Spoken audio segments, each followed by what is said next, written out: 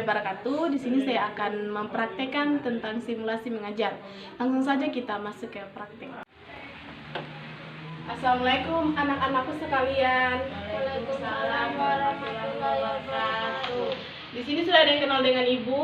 Belum. Baiklah, karena belum ada yang kenal dengan Ibu perkenalkan diri dulu ya. Nama Ibu Sasnawati, biasa dipanggil dengan Bu Sasna.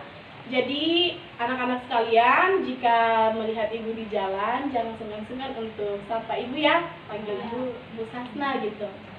Baik, karena Ibu sudah perkenalkan diri, Ibu mau bertanya apakah semuanya sehat? Sehat. Baik, karena semua sehat, kita berdoa bersama-sama, semoga kita selalu diberikan kesehatan ya. Amin. Baik, kita langsung masuk pada materi. Sebelum Ibu masuk pada materi, Ibu mau absen. Satu persatu jika Ibu sebut namanya bilang hadir ya. Ya. Febi, Hadir Bu. Milka, Ivan, Hadir Bu. Ardani. Hadir Bu. Baik, hadir semua ya.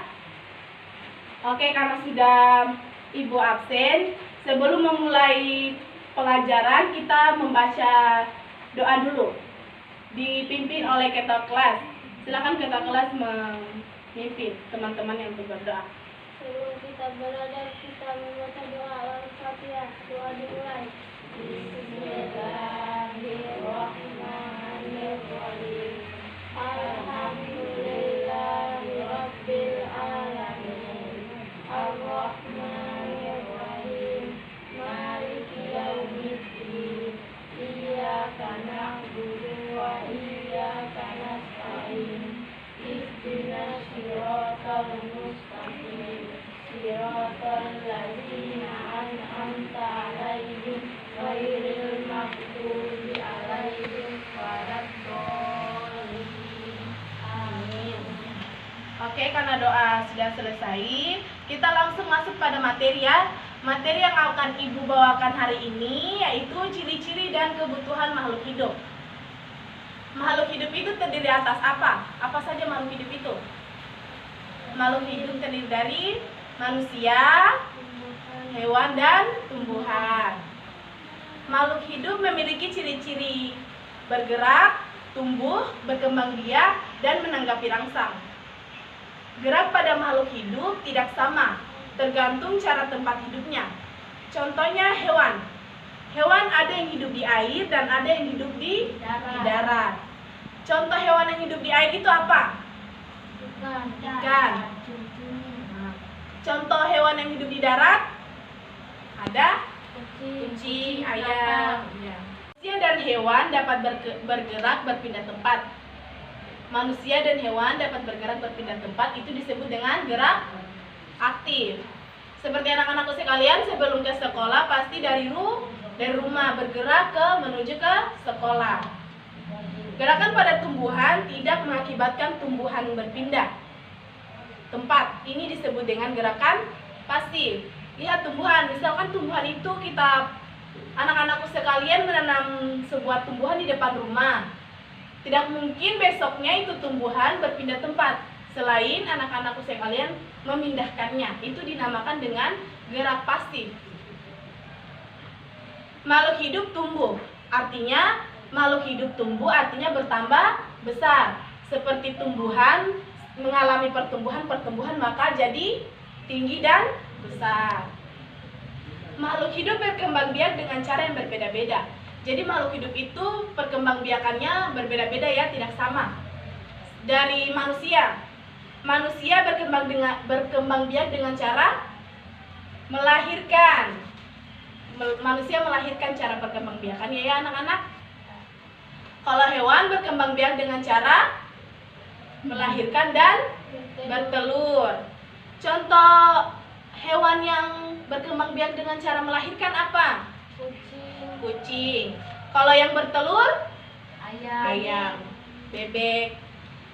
Terus tumbuhan berkembang biak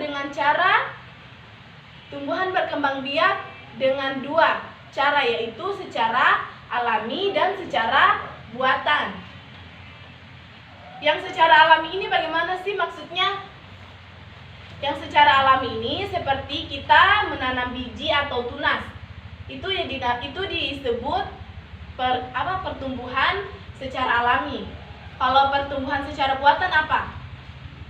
Dengan cara dicangkok atau disetek atau diokulasi. Itu pertumbuhan pada makhluk hidup. Tujuan makhluk hidup berkembang. Apa tujuan makhluk hidup berkembang biak? Tujuan makhluk hidup berkembang biak adalah agar melestarikan jenisnya. Itulah tujuan perkembangbiakan pada makhluk hidup. Makhluk hidup dapat menanggapi rangsang. 1. Manusia menanggapi rangsang dengan tumbuhan menanggapi rangsang dengan cahaya matahari. Jadi rangsangnya tumbuhan itu dia cahaya matahari. Ada juga tumbuhan yang peka terhadap rangsangan sentuhan. Contohnya apa? Tumbuhan apa? Putri malu. Ya, putri malu. Putri malu itu kalau disentuh dia menanggapi rangsang dengan mengucupkan daunnya. Dia jadi layu karena disentuh. Itu contohnya. Semua makhluk hidup memiliki kebutuhan yang sama. Kebutuhan itu antara lain apa? Makan, minum, air, udara, dan cahaya. Itulah kebutuhan dari makhluk hidup. Hewan dan manusia memerlukan air untuk minum. Tumbuhan memerlukan air untuk membuat makanannya, memasak makanannya.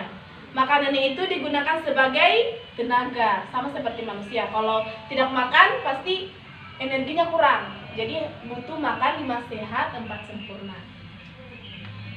Makanan manusia berasal dari hewan dan tumbuhan. Apa makanan yang berasal dari hewan? Kan. Kalau yang dari tumbuhan? Sayur. Makanan hewan ada yang berasal dari tumbuhan dan ada juga yang berasal dari hewan. Hewan apa yang makan tumbuhan? Kelinci tidak makan apa? Rumput, tumbuh-tumbuhan, buah-buahan toh? Nah, kalau hewan yang makan hewan lain apa? Singa pemakan daging ya. Lanjut. Makhluk hidup memerlukan udara untuk bernafas. Jika tidak ada udara, kita tidak bisa bernafas. Tumbuhan banyak terdapat di sekitar kita. Ada tumbuhan yang berbunga, ada yang tidak berbunga. Tumbuhan yang tidak berbunga itu seperti apa? Seperti kaktus, rumput. Contoh tumbuhan yang berbunga apa? Apa anak-anak? Yaitu bunga mawar, melati, dan pepaya. Pepaya ada bunganya kan? Itulah contoh-contoh dari tumbuhan berbunga.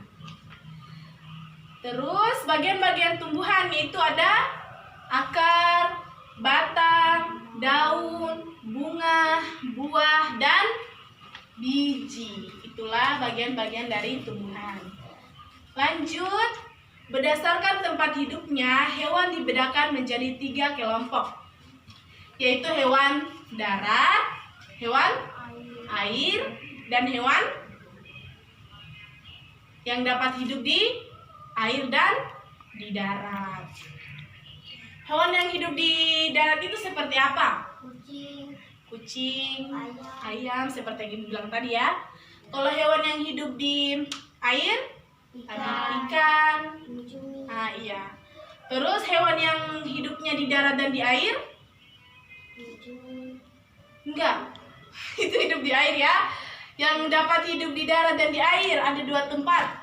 Seperti kura-kura, buaya, dia hidup bisa di darat, bisa di air. Oke. Itulah materi yang Ibu jelaskan, yaitu ciri-ciri dan pertumbuhan makhluk hidup. Sampai di sini ada yang bertanya? Tidak ada ya? Tidak ada yang bertanya seputar ciri-ciri dan kebutuhan makhluk hidup?